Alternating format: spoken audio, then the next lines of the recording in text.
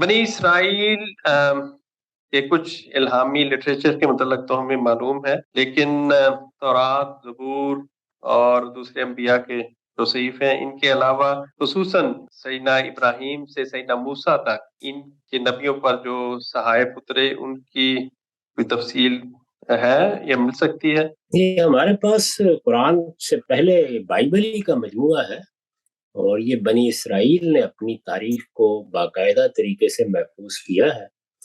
ان کے بعض صحیفے ایسے ہیں جو بائبل کے نسخوں میں ذرا مختلف بھی ہیں، لیکن وہ سب بعد ہی کے ہیں۔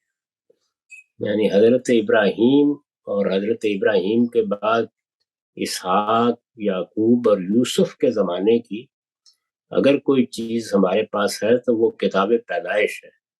اس میں ان کے واقعات بیان ہوئے ہیں، اور ان کو اللہ تعالیٰ نے جو ہدایات دی ہیں وہ بھی اس میں نقل ہوئی ہیں۔ تو ہم چونکہ اس بات سے اب واقف ہو گئے ہیں کہ بنی اسرائیل کے ہاں طریقہ یہی تھا کہ وہ اللہ تعالیٰ کی ہدایات کو تاریخی ترتیب سے نقل کرتے ہیں۔ اس کا بہترین نمونہ خود انجیل ہے۔ اس کو بھی سیرت کی کتاب کے طور پر لکھا گیا ہے، اور اس کے درمیان میں اللہ تعالیٰ کے الہامات، اس کی وحی آتی جاتی ہے۔ تو اس لیے میرا رجحان تو یہی ہے کہ بس ہمارے پاس اب جو کچھ ہے وہ اصل میں کتاب پیدائش ہے۔